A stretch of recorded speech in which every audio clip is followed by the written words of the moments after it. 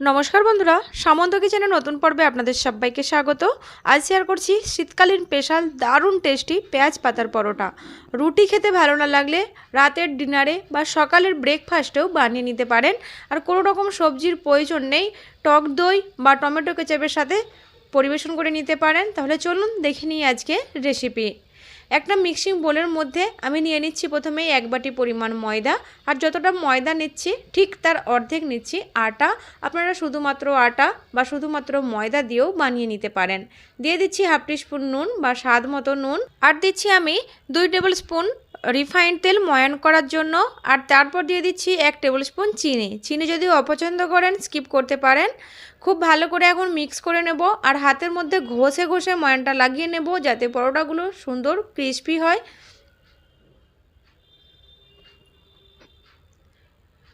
সুন্দর করে ময়ানটা লাগিয়ে নিয়েছি। এখন দিয়ে দেবো জল ডোটা তৈরি করার জন্য। আরও অল্প অল্প করে জল দিয়ে ডোটা তৈরি করতে হবে। একসাথে বেশি পরিমাণে জল কখনোই অ্যাড করে দেবেন না, তাতে করে কিন্তু ডোটা যদি পাতলা হয়ে যায় বা নরম হয়ে যায় আবারও শুকনো আটা বা শুকনো ময়দার প্রয়োজন হতে পারে। তো আমি অল্প অল্প জল দিয়ে ডোটা তৈরি করে নিচ্ছি। আর খেয়াল রাখবেন ডোটা যেন খুব শক্ত আবার খুব নরমও না হয়ে যায়, যেমন মিডিয়াম সফট থাকে সেই রকম করে মেখে নিতে হবে। তো ডোটা আমার মেখে নেওয়া হয়ে গেছে। এখন ঢাকা দিয়ে দিচ্ছি, রেস্টে রাখবো প্রায় 15 থেকে 20 মিনিট, যাতে চিনিটাও মেল্ট হয়ে যায় আর ডোটাও সুন্দর সফট হয়ে যায়। সেই ফাঁকে আমি পুরটা তৈরি করে নেব। তার জন্য গ্যাসের মধ্যে কড়া বসিয়ে দিয়ে 2 টিস্পুন তেল অ্যাড করে দিয়েছি আর অ্যাড করে দিয়েছি 1 টিস্পুন আদা রসুন কাঁচা লঙ্কা থেঁতো করে নিয়ে হালকা করে একটু ভেজে নিয়ে অ্যাড করে দিলাম একটা মিডিয়াম সাইজের কুচিয়ে নেওয়া ক্যাপসিকাম। এটা অপশনাল, থাকলে দেবেন, না থাকলে নাও দিতে পারেন। 1 মিনিটের মতো এই রসুন আদা কাঁচা লঙ্কার সাথে নেড়েচেড়ে ভেজে নেওয়ার পর অ্যাড করে দিলাম কাঁচা পেঁয়াজ। যে পেঁয়াজ গাছ আমি ব্যবহার করছি এই রেসিপির জন্য, সেই পেঁয়াজ গাছেরই গোড়ার দিকগুলো এইভাবে ছোট করে কুচি করে অ্যাড করেছি। পেঁয়াজগুলোকেও এই শিমলা মির্চের সাথে 1 থেকে 2 মিনিট একটু নেড়েচেড়ে নিচ্ছি। একটু সফট হয়ে গেলেই আমি অ্যাড করে দিলাম 2টো মিডিয়াম সাইজের কুচনো টমেটো। এখন গ্যাসের ফ্লেম মিডিয়াম করে দিয়ে আমি ক্রমাগত নেড়েচেড়ে নিচ্ছি যাতে টমেটো খুব তাড়াতাড়ি সফট হয়ে যায়। প্রায় 2 থেকে 3 মিনিট নেড়েচেড়ে ভেজে নেওয়ার পর যখন দেখব যে বেশ নরম হয়ে গেছে সব কিছু, ওই সময় আমি অ্যাড করছি 1 বাটি পরিমাণ পেঁয়াজ পাতা, একদম কুচি করে কেটে রেখেছিলাম। ওজনে 50 গ্রাম পরিমাণ হবে। এখন গ্যাসের ফ্লেম মিডিয়ামই থাকবে, সব কিছুকে নেড়েচেড়ে মিশিয়ে নেব। এখন দেখুন গ্যাসের ফ্লেম মিডিয়ামে রেখে 3 থেকে 4 মিনিট আমি রান্না করে নেওয়ার পর এখানে কিছু গুঁড়ো মশলা অ্যাড করছি। দিয়ে দিচ্ছি অল্প একটু হলুদের গুঁড়ো, হাফ টিস্পুন দিচ্ছি লঙ্কার গুঁড়ো, আর দেবো হাফ টিস্পুন গরম মশলার গুঁড়ো, হাফ টিস্পুন দিচ্ছি ধনের গুঁড়ো, আর দেবো হাফ টিস্পুন ভাজা জিরের গুঁড়ো। আপনারা নর্মাল জিরের গুঁড়ো এখানে ব্যবহার করতে পারেন। আর টমেটো দেওয়ার পরেই আমি এখানে স্বাদ মতো নুন ব্যবহার করেছিলাম, যেটা আমার ক্যামেরাতে রেকর্ড হয়নি। আপনারা অবশ্যই স্বাদ মতো নুনটা অ্যাড করে নেবেন। মশলার সাথেও খুব ভালো করে সব কিছুকে ভাজা ভাজা করে নিয়েছি। সব কিছু সুন্দর ভাজা হয়ে গেলেও কিন্তু এই পুরটা দিয়ে পরোটা তৈরি করা সম্ভব নয়। তার জন্য আমি দিয়ে দিলাম, যাতে সুন্দর একটু বাইন্ডিং আছে, 2 টেবিল স্পুন রোস্ট করা বেসন। অবশ্যই বেসনটাকে শুকনো কড়ার মধ্যে একটু ভেজে নিয়ে তারপর অ্যাড করতে হবে, বা আপনারা ছোলার ছাতু এখানে ব্যবহার করতে পারেন। বেসনটা দেওয়ার পর গ্যাসের ফ্লেম একেবারে লো করে দিতে হবে, না হলে কিন্তু কড়ার মধ্যে লেগে যাবে।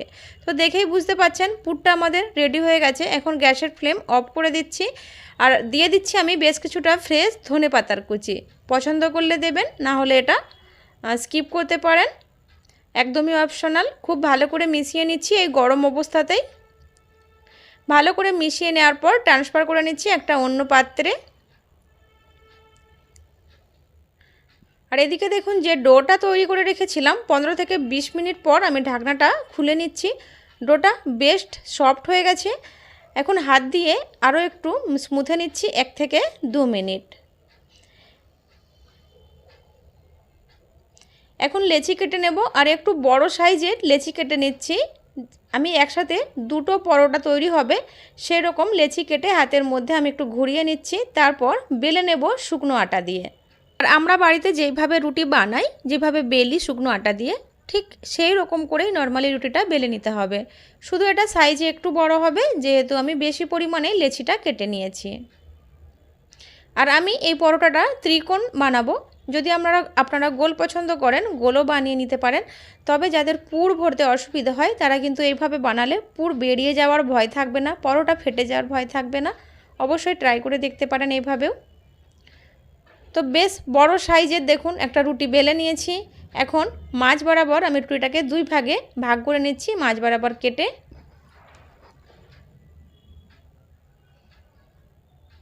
তো একটা ভাগ সরিয়ে রাখলাম, আর একটা ভাগের এক সাইডে আমি বেশ কিছুটা পুর ভরে দিচ্ছি, যে পুরটা আমি বানিয়ে রেখেছিলাম। তারপর অপর সাইডটা আমি এভাবে ফোল্ড করে দেব, আর জয়েন্ট মুখগুলো খুব ভালো করে চেপে চেপে লক করে দেব। যদি ডিপ ফ্রাই করতে চান তাহলে কিন্তু হালকা একটু জল লাগিয়ে নেওয়ার পর তারপরে লক করবেন, নাহলে কিন্তু তেলের মধ্যে খুলে যেতে পারে। তো এইভাবে পরোটা বানানো কিন্তু খুবই সহজ, যারা নতুন তারাও কিন্তু পুরভরা পরোটা খুব সহজভাবে তৈরি করে নিতে পারেন।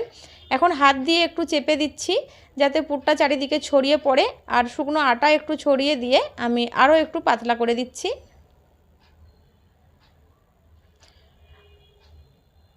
তো এটা আমার একদম রেডি হয়ে গেছে ভাজার জন্য।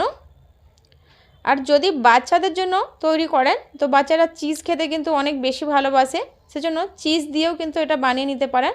দেখুন অপর সিটটার মধ্যেও বেশ কিছুটা আমি পুর ভরে দিয়েছি এক সাইডে, আর দিয়ে দিলাম বেশ কিছুটা মজরেলা চিজ। তারপর আমি অপর সাইডটা ধরে ফোল্ড করে দিলাম, আর জয়েন্ট মুখগুলো বেশ সুন্দর করে চেপে দিতে হবে।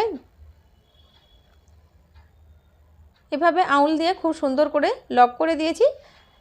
এটা আমি বেলবো না, দেখুন ডোটা এতটাই সফট তৈরি হয়েছে, হাত দিয়ে চাপ দিলেই কিন্তু পরোটাটা বেশ বড় হয়ে যাচ্ছে। তো এটাও রেডি হয়ে গেছে ভাজার জন্য। এখন আমি তাওয়া গরম করে নিয়ে একটা পরোটা আমি অ্যাড করে দিচ্ছি, আর মিডিয়াম ফ্লেমে পরোটাগুলো ভেজে নেব।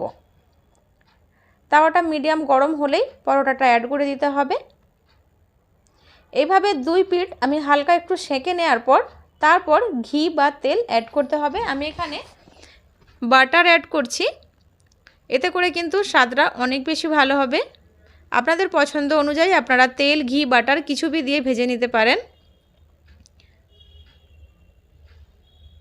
আর এই সাইডগুলো একটু চেপে চেপে ভেজে নিতে হবে। তো এইভাবে আমি বাকি সব পরোটাগুলো ভেজে নেব। যদি রুটি খেতে না ভালো লাগে এই পরোটা রেসিপিটা রাতের ডিনারে বা সকালের ব্রেকফাস্টে বানিয়ে দেখতে পারেন, ভীষণ ভালো লাগে। টক দই বা টমেটো কেচাপের সাথে বা স্যালাডের সাথে কোনো রকম সবজির প্রয়োজন হবে না। তো এই ছিল আমার আজকের রেসিপি। আপনাদের কেমন লেগেছে প্লিজ কমেন্ট করে জানাবেন। ভালো লাগলে ভিডিওটিকে লাইক শেয়ার করবেন, আর নতুন বন্ধু হয়ে থাকলে এরকমই নতুন নতুন আর সহজ রেসিপি পাওয়ার জন্য চ্যানেলটিকে সাবস্ক্রাইব করে রাখবেন। আজ এখানেই বিদায় নিচ্ছি। সবাই ভালো থাকবেন, সুস্থ থাকবেন। ধন্যবাদ।